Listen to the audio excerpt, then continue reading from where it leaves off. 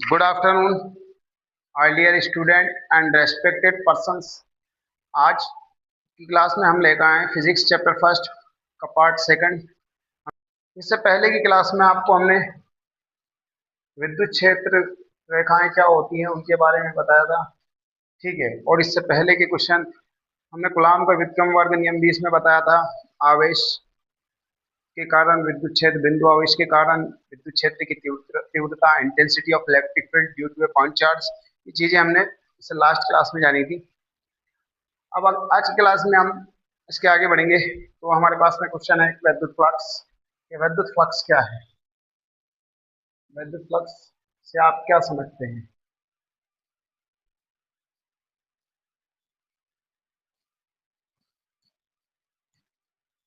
विद्युत फ्लक्स जो है कि विद्युत क्षेत्र रेखाओं से रिलेटेड है। अब आपको पता होना चाहिए कि विद्युत क्षेत्र रेखाएं क्या है। इससे लास्ट क्लास में हमने बताया आपको विद्युत क्षेत्र रेखाओं के बारे में कि एकांक धनावेश जिस पथ पर गति करता है उस पथ को हम कहते हैं विद्युत क्षेत्र रेखाएं। और ये जो है कि वक्राकार इनका पथ होता है और दो विद्युत क्षेत्र रेखाएं यानी विद्युत बल रेखाएं एक दूसरे को नहीं काटती हैं, ठीक है। धनावेश से लेकर ऋणावेश पर ये समाप्त होती हैं। धनावेश से प्रारंभ होकर ऋणावेश पर समाप्त होंगी। एकांक धनावेश जिस पथ पर गति करेगा उस पथ को हम कहेंगे विद्युत क्षेत्र रेखाएं। और विद्युत फ्लक्स क्या है? किसी बंद पृष्ठ क्लोज सरफेस होना चाहिए, कोई भी सरफेस ऐसा हो या ऐसा हो, क्लोज्ड होना चाहिए चारों तरफ से, ठीक है। विद्युत फ्लक्स क्या है? किसी बंद पृष्ठ से लंबवत गुजरने वाली विद्युत क्षेत्र रेखाओं की संख्या को ही क्या कहते हैं? विद्युत फ्लक्स, ठीक है। विद्युत क्षेत्र रेखाओं की संख्या है, पर कैसी विद्युत क्षेत्र रेखाएं? जो लंबवत होती है, ठीक है। लंबवत गुजरने वाली विद्युत क्षेत्र रेखाओं की संख्या को विद्युत फ्लक्स कहते हैं। और विद्युत क्षेत्र की तीव्रता जैसे मान लो ई है आपके पास में, इंटेंसिटी ऑफ इलेक्ट्रिक फील्ड क्या है आपके पास में? ई है, ठीक है। तो इलेक्ट्रिक फ्लक्स क्या होगा? अगर हमारे पास सरफेस एस है, सरफेस एस है आपके पास में,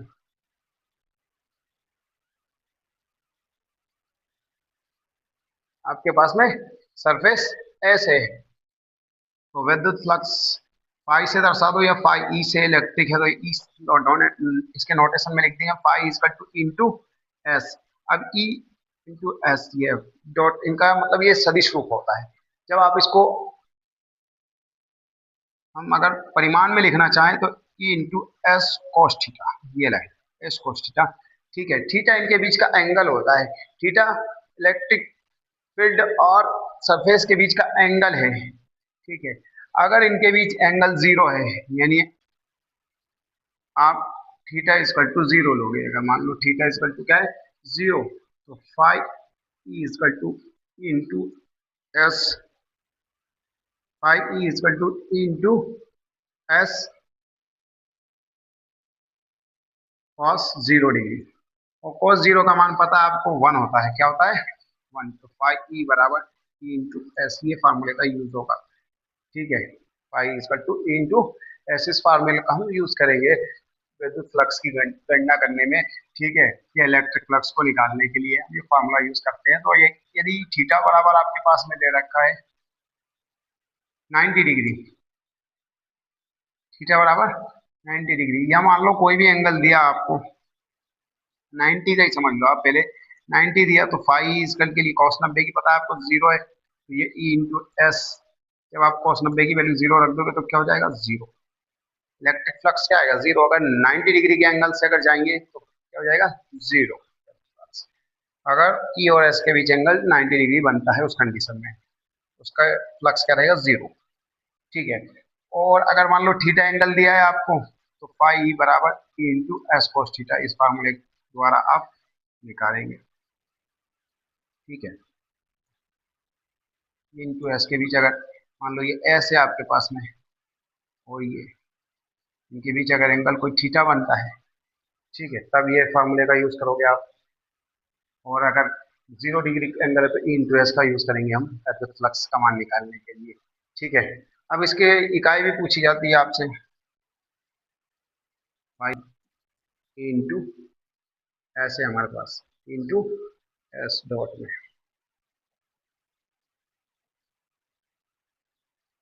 इंटू एस। तो ई के लिए लिख सकते हैं विद्युत क्षेत्र की तीव्रता, इंटेंसिटी ऑफ इलेक्ट्रिक फील्ड की जो यूनिट है वह न्यूटन पर कूलम, और एस एरिया है। एरिया के लिए लिखोगे आप मीटर स्क्वायर। ठीक है, तो न्यूटन मीटर स्क्वायर पर कूलम इसकी इकाई हो जाएगी, मीटर में स्क्वायर पर कूलम इसकी यूनिट हो जाएगी। इसका डायमेंशनल फार्मूला भी आपसे पूछा जाता है, डायमेंशनल फार्मूला भी निकाल सकते हो आप। ई इज तो देखो ई होती है आपके पास में, ई के लिए अगर जैसे आपको ई का विमीय सूत्र पता है, नहीं पता है तो आप निकाल लो। ठीक है, ई के लिए विमीय सूत्र निकालने के लिए हम क्या करेंगे, एफ बटे क्यू होता है यदि ये होती है, तो एफ के लिए M L T minus two, बल के लिए ये वही विमीय सूत्र आ जाएंगे हम, M L T minus two, और इसके लिए ए टी लगेगा। ठीक है, इसके लिए क्या लगेगा, ए टी कुलाम, सॉरी आवेश के लिए, आवेश के लिए ए टी यूज करेंगे हम, आवेश के लिए ए टी यूज करेंगे। तो क्या हो जाएगा, इसको जब हम ये ए और टी ऊपर चला जाएगा तो आप लिख सकते हो कि एम तो सेम रहेगा, जैसे एम तो सेम रहेगा, एल भी सेम रहेगा। अब टी दो और एक टी कितनी हो गई, टी माइनस थ्री लिखोगे, ए ऊपर जाएगा तो माइनस का वन। ये विद्युत क्षेत्र की तीव्रता के लिए यूनिट सूत्र हो गया M L T minus three A minus one. ये विद्युत क्षेत्र की तीव्रता इंटेंसिटी ऑफ इलेक्ट्रिक फील्ड के डायमेंशनल फार्मूला है। बटे में हमारे पास में है, सॉरी इनटू में हमारे पास में एस, एस के लिए लिखोगे ए का स्क्वायर, एस क्या है, एरिया है, तो सॉरी मीटर का स्क्वायर, क्या लिखेंगे, मीटर का स्क्वायर, मतलब मीटर मतलब length, L three, L three लिखोगे। ठीक है, एल का स्क्वायर, सॉरी। ठीक है, तो हमने ये तो M L T minus three A minus one E के लिए फार्मूला विमीय सूत्र हो गया, एफ बटे क्यू से निकाल लिया, और एरिया के लिए हमने एल टू लिख दिया, मीटर स्क्वायर होता है तो एम, एल और एल कितना हो गया, L three T minus three A minus one. ये विमीय सूत्र हो गया पाई का के लिए डायमेंशनल फार्मूला।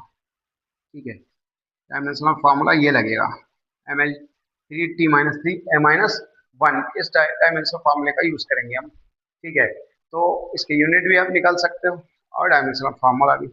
ठीक है, तो ये हो गया विद्युत फ्लक्स। विद्युत फ्लक्स क्या है, किसी बंद पृष्ठ से लंबवत गुजरने वाले विद्युत क्षेत्र रेखाओं की संख्याओं को विद्युत फ्लक्स कहते हैं। दो प्रकार का होता है, धनात्मक विद्युत फ्लक्स और ऋणात्मक विद्युत फ्लक्स। धनात्मक विद्युत फ्लक्स क्या है, किसी पृष्ठ से बाहर निकलने वाला विद्युत फ्लक्स धनात्मक विद्युत फ्लक्स, और ऋणात्मक विद्युत फ्लक्स क्या है, किसी पृष्ठ में प्रवेश करने वाला विद्युत फ्लक्स ऋणात्मक विद्युत फ्लक्स है। ठीक है, तो ये धनात्मक और ऋणात्मक दो प्रकार का विद्युत फ्लक्स हो गया। ठीक है, हम अगला क्वेश्चन देखते हैं।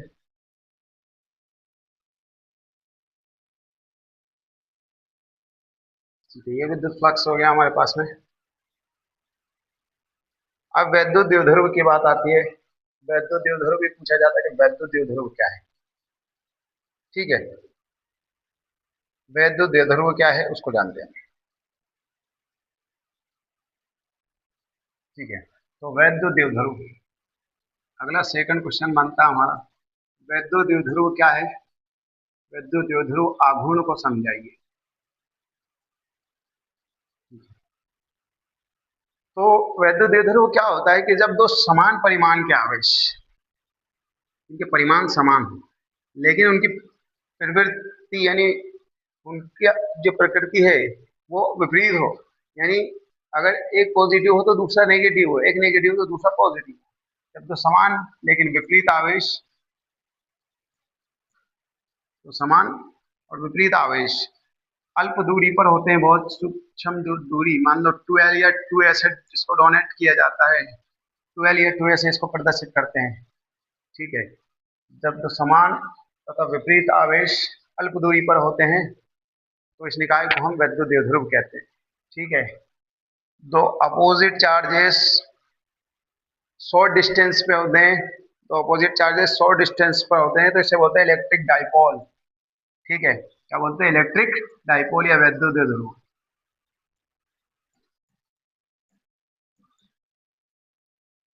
बोलते हैं इलेक्ट्रिक डाइपोल या वैद्युत द्विध्रुव। अब विद्युत द्विध्रुव हो गया, ये मान लो प्लस क्यू और माइनस क्यू, ए और बी, दो आवेश प्लस क्यू और माइनस क्यू ए और बी पर स्थित है। 12 इनके बीच बहुत शॉर्ट डिस्टेंस है, ये ओ है तो इसको एल लोगे आप, इसको भी एल या ऐसे भी प्रदर्शित कर सकते हो। ठीक है, इसको बोलते हैं वैद्युत द्विध्रुव। इस निकाय को क्या बोलेंगे? वैद्युत द्विध्रुव। ठीक है, इसकी डेफिनेशन क्या है? जब तो समान लेके तो समान तथा विपरीत आवेश अल्प दूरी पर होते हैं तो ऐसे निकाय को हम वैद्युत द्विध्रुव कहते हैं। वैद्युत द्विध्रुव आघूर्ण पूछा जाता है। वैद्युत द्विध्रुव आघूर्ण।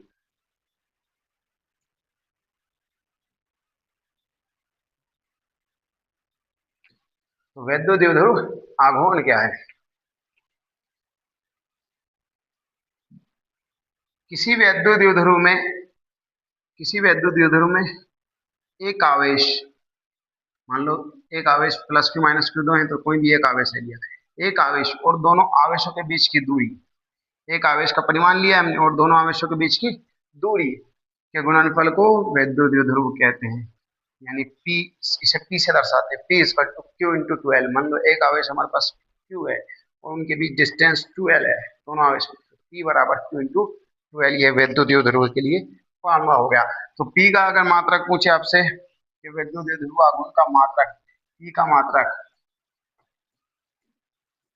तो Q का मात्रक पता होना चाहिए आपको, Q का मात्रक इंटू L का मात्रक।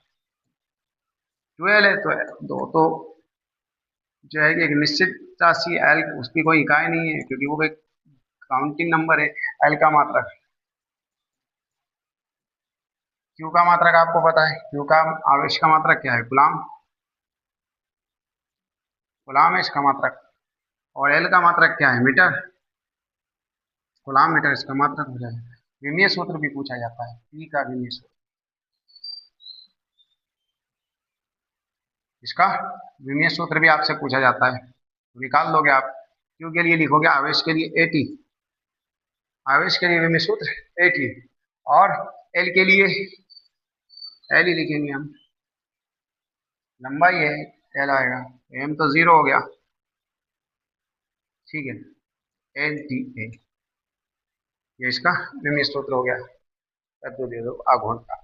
ठीक है, तो ये कंप्लीट हो जाएगा मेरे हिसाब से। हम अगले क्वेश्चन की ओर बढ़ेंगे।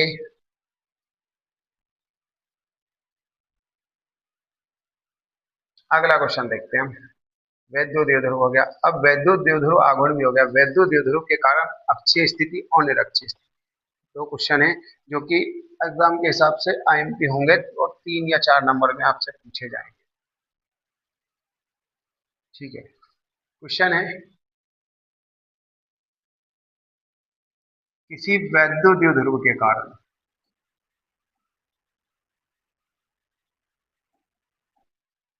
कारण अक्षीय स्थिति में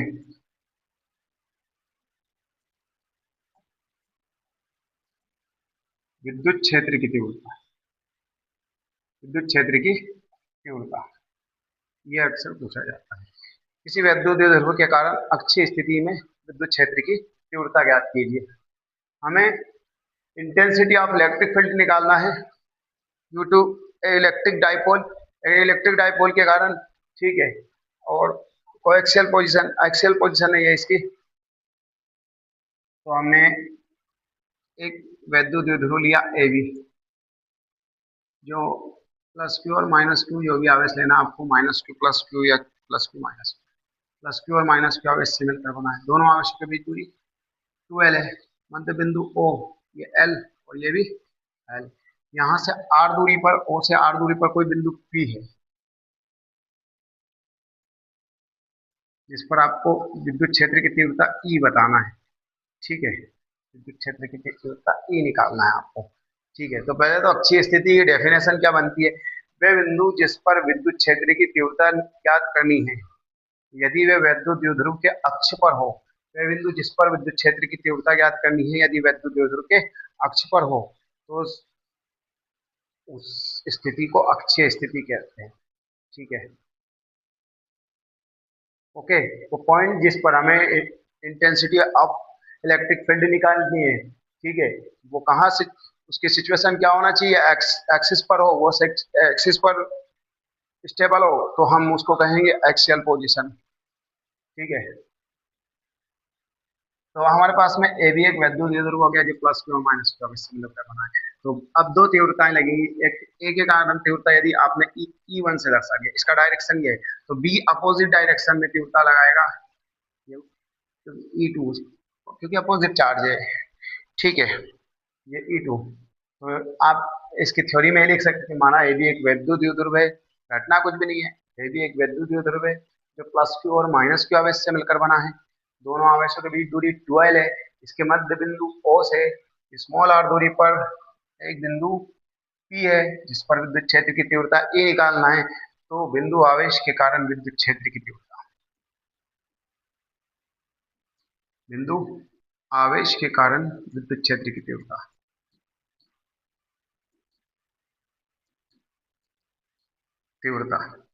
यह जाएगा हमारे पास में ई वन बराबर 1/4πε0। इससे लास्ट क्लास में हमने कराया था 4πε0। अगर के परावैद्युत माध्यम है तो के लेना है 0 के क्यू बटे जो भी डिस्टेंस होती है आर है तो आर का स्क्वायर, ये होती है ई के लिए ये फॉर्मूला है हमारे पास में।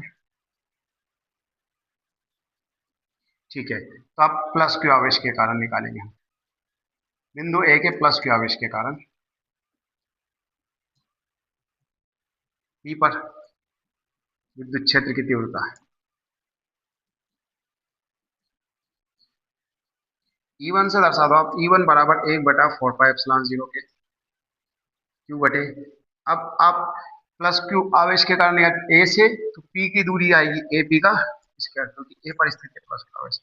ठीक है, तो ई वन बराबर 1/4πε0 के क्यू बटे ए पी के लिए आप डिस्टेंस लिखोगे कितनी, ए से पी की डिस्टेंस अगर यहाँ तक की ए आर है और से ए के बीच एल है तो आर प्लस एल हो जाएगी। कितनी हो जाएगी, आर प्लस एल डिस्टेंस हो जाएगी। Equation number 1। अब दूसरे माइनस क्यू आवेश के कारण निकालोगे आप, माइनस क्यू आवेश के कारण। ठीक है, माइनस क्यू आवेश के कारण निकालोगे,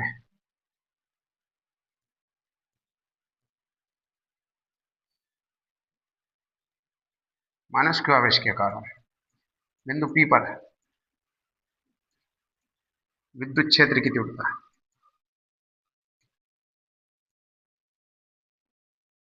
E2 से दर्शा दोगे, E2 बराबर 1/4πε0 के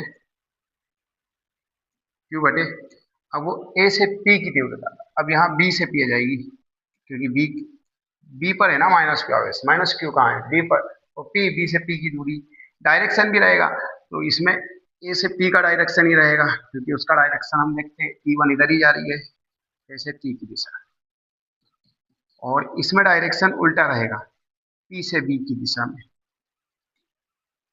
क्योंकि हमारे पास में जो E2 है उसका डायरेक्शन पी से बी की ओर है। तो E2 का के लिए लिख सकते हो आप 1/4πε0 के क्यू बटे, अब वहां बी से पी किया था, बी से पी की दूरी निकालना आपको, यहाँ तक आर है, आर में से माइनस हो जाएगा एल, आर माइनस एल का स्क्वायर। इक्वेशन सेकंड बन जाएगा हमारे पास में। ठीक है, इक्वेशन सेकंड। अब समीकरण 1 और 2 को हम सोल्व कर लेंगे। समीकरण 1 परिणामी तीव्रता निकालने के लिए देखो, जो पास होता है वो आवेश ज्यादा तीव्रता लगाता है, जो दूर होता है वो कम तीव्रता लगाएगा। तो E2 में से E1 घट जाएगा क्योंकि E2 पास वाला है, यहाँ बी वाली जो तीव्रता है वो ज्यादा रहेगी। परिणामी तीव्रता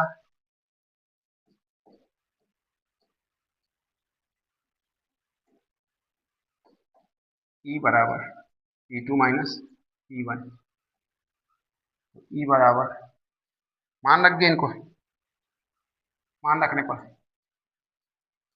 E1 और E2 के मान आपके पास में है। E बराबर E2 का मान है 1/4πε0 के क्यू बटे आर माइनस एल का स्क्वायर, माइनस एक इसका मान है 1/4πε0 के क्यू बटे आर प्लस एल का स्क्वायर।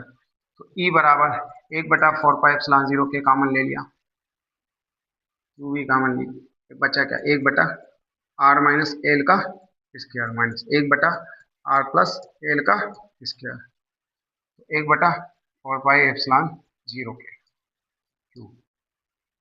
एलसीएम ले लिया हमने, आर माइनस एल का स्क्वायर और आर प्लस एल का स्क्वायर, इसका इधर मल्टीप्लाई आर प्लस एल का वर्ग। इसका इधर आर माइनस एल का वर्ग। ठीक है, एलसीएम लिया, इसका इधर मल्टीप्लाई हो जाएगा क्योंकि इससे ये डिवाइड हो जाएगा। ठीक है, तो आर प्लस एल इधर, आर माइनस एल इधर। सॉल्व कर लेंगे फॉर्मूले का यूज करके। ई बराबर 1/4 पाई एप्सिलॉन 0 के, क्यू बिल्कुल सेम, इसमें कोई चेंज नहीं किया हमने। नीचे ए माइनस बी और ए प्लस बी का फॉर्मूला लग जाएगा। ये एक माइनस में एक प्लस में, तो दोनों का लिख सकते हो, आर का स्क्वायर और एल का स्क्वायर, दोनों पर वर्ग था तो बाहर वर्ग। ठीक है, ये प्लस वाला फार्मूले से बोलोगे आर प्लस एल को, तो दोनों पर पहले तो प्लस लिख दोगे, और प्लस है तो प्लस का 2LR, यहाँ माइनस है तो दोनों को प्लस में लिखोगे पहले तो आर स्क्वायर एल और फिर माइनस लगा के 2LR। ये फार्मूला का यूज करके खोल दिया।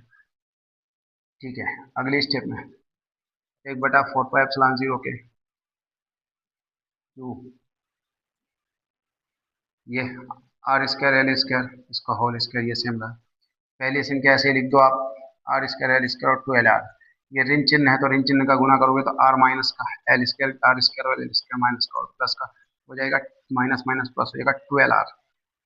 आर स्क्वायर एल स्क्वायर ये कैंसिल हो जाएगा, 2LR और 2LR जुड़ जाएगा तो कितना हो जाएगा 4LR। ई बराबर हमारे पास में आ गया 1/4 पाई एप्सिलॉन 0 के, 4 पाई एप्सिलॉन 0 के क्यू। ठीक है, 4LR बटे में आर स्क्वायर एल स्क्वायर इसका होल स्क्वायर। ये ई बराबर आप लिख सकते हो 1/4 पाई एप्सिलॉन 0 के, ये सेम क्यू को अंदर ले गए, Q into 12 into are, 2R। ठीक है, 2 दूना 4 होता है, Q into 12 into 2R, R square minus L square इसका होल स्क्वायर। अब दो चीजें हैं हमारे पास में, यदि एल बहुत छोटा आर से, एल बहुत छोटी डिस्टेंस है ये आर की तुलना में, तो एल स्क्वायर को क्या ले लिया नगण्य, इसको 0 ले लो। नगण्य लेने पर एल की जो घात 2 होती है, उच्च घात को, जब कोई छोटी राशि होती है तो उसकी उच्च घात को नगण्य ले लिया जाता है एल स्क्वायर गुणा। तो चूंकि पी बराबर क्यू इंटू 2L होता है, ये अभी वैद्युत द्विध्रुव आघूर्ण पड़ा है, तो ये दोनों मान रख दो यहाँ, तो ई बराबर 1/4 पाई एप्सिलॉन 0 के, क्यू इंटू 12 की जगह पी इंटू 2R बटे में आर स्क्वायर को घात 2। ठीक है, 4 में से एक आर कैंसिल हो जाएगा तो कितने बच जाएंगे, 3 बच जाएंगे। ई बराबर 1/4 पाई एप्सिलॉन 0 के 2P बटे आर की घात 3 बचेगा, ये न्यूटन पर कूलम। अगर वायु निर्वात में के की जगह आप 1 रख दोगे तो फिर 1/4 पाई एप्सिलॉन 0 2P बटे आर। ये जो है कि अक्षीय स्थिति में विद्युत क्षेत्र की तीव्रता आ गई हमारे पास में। ठीक है, ओके, चलिए आगे बढ़ते हैं। ये अक्षीय स्थिति में हो जाएगा। अगर इसमें कोई समस्या है तो आप हमसे पूछ सकते हैं, हम डिवाइस कर देंगे इस चीज को। ठीक है, क्या किया आपने, यहाँ हमारे पास में ये था। ठीक है, प्लस क्यू के कारण निकाल लिया आपने पहले तो। ठीक है, प्लस क्यू के कारण तीव्रता निकाल दी तो ए पी स्क्वायर आ जाएगा, तो ए पी स्क्वायर के लिए R plus L, minus Q के कारण आर बी पी आ जाएगा, R minus L square. Direction A P उसमें है तो इसमें बी पी भी रहेगा। फिर ई परिणामी तीव्रता निकालने के लिए ई टू में से ई1 घटा दिया, दोनों के मान रख के एलसीएम ले लिया और जो कटने का था उसको काट दिया, तो हमारे पास में ये बच जाएगा इधर। ये फार्मूले लगे हैं दोनों, ए प्लस बी और माइनस बी के फार्मूले का यूज हुआ है। ठीक है, उन्हीं फार्मूले से हमने इनको सॉल्व किया है। ठीक, ये अगर इसमें कोई डाउट हो तो आप पूछ सकते हैं। अगला क्वेश्चन है हमारे पास में, इससे अगला क्वेश्चन है निरक्षीय स्थिति है इसी प्रकार निरक्षीय स्थिति में विद्युत क्षेत्र की तीव्रता निकालना हमें।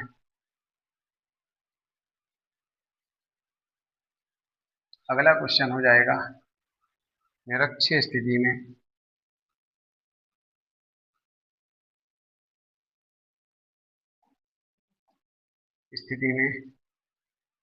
किसी वैद्युत द्विध्रुव के कारण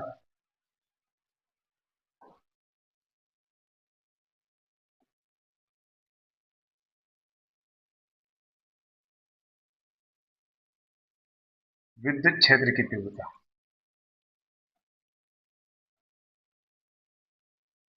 ठीक है, निरक्षीय स्थिति में निकालना है विद्युत क्षेत्र की तीव्रता वैद्युत द्विध्रुव के कारण। ठीक है, तो इससे पहले भी मैं स्टूडेंट को कहता रहा हूँ कि आपको जो रेगुलर कंटिन्यू क्लासों से जुड़े रहना है, तो ही आपको बेनिफिट रहेगा। आप कभी कभी या किसी भी क्लास को अधूरा देखेंगे तो आपको कुछ भी ना तो समझ आएगा और ना ही आपको चीज़ें याद रहेंगी। ठीक है, तो फैसला आपका है, वरना शादी समारोह चल ही रहे हैं, करिए एंजॉय। ठीक है, पढ़ाई तो होती रहेगी, जीवन भर पढ़ा है ना। तो देखिए निरक्षीय स्थिति में, तो देखिए निरक्षीय स्थिति क्या होती है। अब मान लो कोई हमारे पास में वैद्युत द्विध्रुव है, ये भी एक वैद्युत द्विध्रुव है दिया हमें, जो माइनस क्यू और प्लस क्यू आवेश से मिलकर बना है। कुछ भी दे दो आप, प्लस क्यू माइनस क्यू दे दो तो आपको लगे क्यू प्लस क्यू और माइनस क्यू आवेश से मिलकर बना है। दोनों के बीच दूरी कितनी 12 है। मध्य बिंदु O है, इधर L है और इसके मध्य बिंदु O से R दूरी पर कोई बिंदु P अगर निरक्ष पर है, मतलब उसके एक्सिस पर नहीं है, तो हम उसे क्या कहेंगे, हम निरक्षीय स्थिति कहेंगे।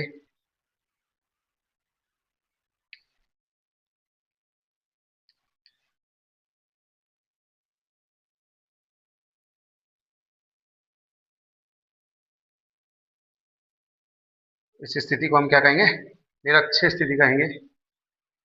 ओके, तो देखो ये ए से और पी की दूरी और बी से पी की दूरी एक समान है। अब इसके कारण मान low intensity of electric field है जो, ठीक है, इंटेंसिटी ऑफ इलेक्ट्रिक फील्ड विद्युत क्षेत्र की तीव्रता E1 है। इसको दो घटकों में लिख सकते हो आप, एक तो साइन E1 साइन थीटा, कोई भी सदिश राशियों से दो घटकों में विभाजित किया जा सकता है और विद्युत क्षेत्र की तीव्रता सदिश राशि E1 cos थीटा। इसी प्रकार पी, अब जो बी के का माइनस क्यू आवेश है, तो इसकी डायरेक्शन ये रहेगा पी से बी की ओर, जो तीव्रता E2 का, इसे भी दो घटकों में आप लिख सकते हो, E2 cos थीटा, एक तो ये, दूसरा E2 sin थीटा, जो कि नीचे डायरेक्शन की ओर। ओके, इसका डायरेक्शन नीचे की ओर रहेगा। ये हमारे पास में तीव्रताएं होंगी दो। अब परिणामी तीव्रता निकालने के लिए क्या करेंगे हम, पहले तो हम सबसे पहले तो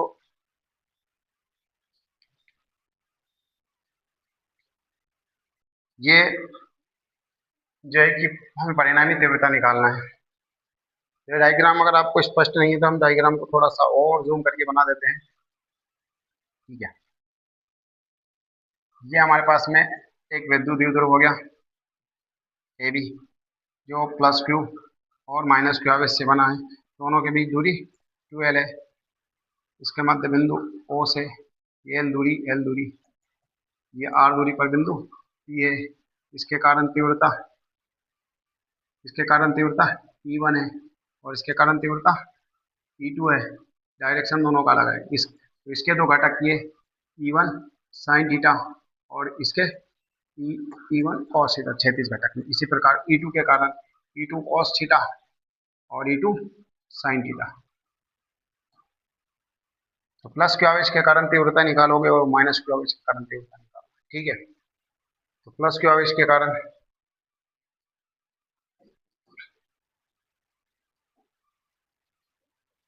हमें पता है कि बिंदु आवेश के कारण विद्युत क्षेत्र की तीव्रता होती है, बिंदु आवेश के कारण विद्युत क्षेत्र की तीव्रता के लिए फार्मूला है E बराबर 1/4πε0 के क्यू बटे आर का स्क्वायर, जो भी दूरी होती है वो लेते हैं। तो हमारे पास प्लस क्यू आवेश के कारण E1 बराबर 1/4πε0 के, प्लस क्यू आवेश बिंदु ए पर है तो ए से पी के पर निकालना, ए पी का स्क्वायर, पी पर विद्युत क्षेत्र की तीव्रता ये रही। इसी प्रकार समीकरण एक दे दिया, माइनस क्यू आवेश के कारण निकाल लोगे, हो जाएगा E2 बराबर 1/4πε0 के क्यू बटे डी पी का स्क्वायर। डायरेक्शन पता ही आपको, अपोजिट है। अगर इसमें ए पी की का डायरेक्शन है तो इसमें पी से बी का डायरेक्शन रहेगा। ठीक है, समीकरण 2 दे दिया, क्योंकि ए से पी की दूरी बी से पी के बराबर है तो बी से पी के बराबर है, तो तीव्रताएं E1 बराबर E2, दोनों तीव्रताएं कैसी हो जाएंगी, इक्वल हो जाएंगी दोनों तीव्रताएं। जब इक्वल हो गई तो परिणामी तीव्रता निकालोगे। उसके लिए उन्हें अलग अलग घटकों में वियोजित किया। ऊर्ध्वाधर घटक निष्क्रिय हो गए, क्योंकि ऊर्ध्वाधर घटक अभी जैसे हमने डायग्राम बनाया, इसमें एक E1 साइन थीटा ऊपर है, E2 साइन थीटा नीचे, एक और एक दूसरे के परपेंडिकुलर है, तो इसलिए मतलब लंबवत है, इसलिए निष्क्रिय हो गए। और ये क्षैतिज घटक समान एक दूसरे की समान डायरेक्शन में तो जुड़ जाएंगे। ठीक है, परिणामी तीव्रता E बराबर E1 cos theta plus E2 cos theta.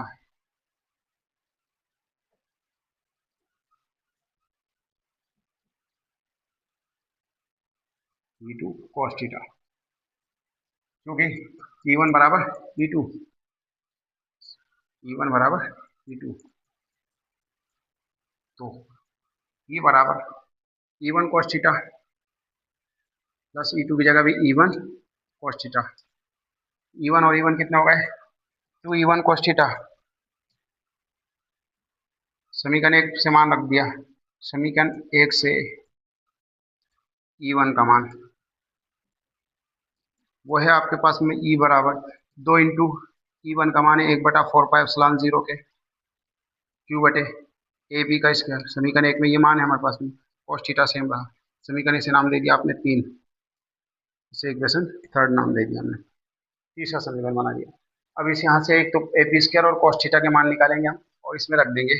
ठीक है, तो आपको जो हमने डायग्राम बनाया तो उसमें आपको इस तरह का एक एंगल ट्राइंगल मिलेगा। ओ मध्य बिंदु हो गया, मान लो ये प्लस क्यू आवेश पे बिंदु ए है, यहाँ पी बिंदु है, ये दूरी आपको एल दे रखी है, ये दूरी आर दे रखी है। तो त्रिभुज O N P O A P O A P, Pythagoras फिर में कौन सी लगाओगे? पाइथागोरस। पाइथागोरस फिर में से पाइथागोरस फिर में आपको पता होना चाहिए। पाइथागोरस फिर में क्या हमारे पास में कर्ण का वर्ग है, ए पी का स्क्वायर, ए पी का स्क्वायर बराबर आर का स्क्वायर प्लस एल का स्क्वायर। ठीक है, कर्ण का वर्ग अन्य तो भुजाओं के वर्गों के योग के बराबर होता है, कक्षा 10 में भी पढ़ी है आपने इस को। ठीक है, तो एपी की वैल्यू निकाल लोगे आप। कर्णी के अंदर R square plus L square वर्ग घटेगा तो इधर कर्णी। cos थीटा निकाल लिया आपने, cos थीटा होता है आधार बटे कर्ण, आधार बटे कर्ण। तो इसमें आधार आपका एल है, कर्ण कौन है? एपी। जब आप एपी का मान रख दोगे cos थीटा बराबर एल बटे एपी के लिए रख दिया आपने R square plus L square करने के अंदर, ये एपी का मान यहाँ से, ये एपी की वैल्यू है R square plus L square cos theta. तो ये एल cos, ये cos थीटा का मान, ये एपी स्क्वायर का मान, ये रखोगे आप R square plus L square उस इक्वेशन में, समीकरण 3 में।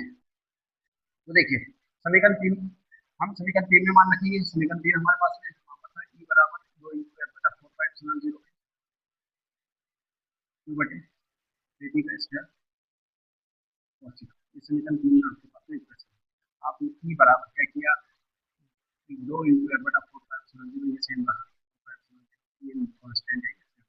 फिर वैसे ही एपी का मान आपके पास में वहाँ निकाला आपने, एपी स्क्वायर का मान, एपी स्क्वायर का मान होता है आर स्क्वायर प्लस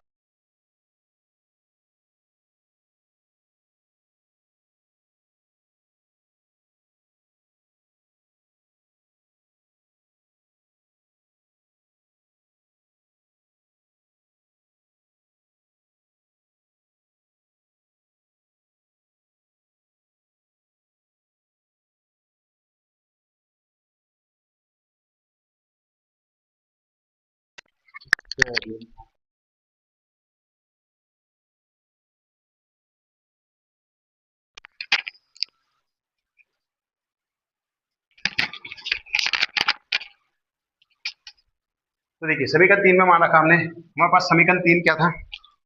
समीकरण 3 था ई बराबर 2 इंटू 1/4π0 के क्यू बटे एपी स्क्वायर cos थीटा। तो ई बराबर 2 इंटू 1/4π0 क्यू एक, उसके बाद एपी स्क्वायर का मान है R square plus L square और cos थीटा का मान है एल बटे are square plus L square, ये मान रख दिया हमने।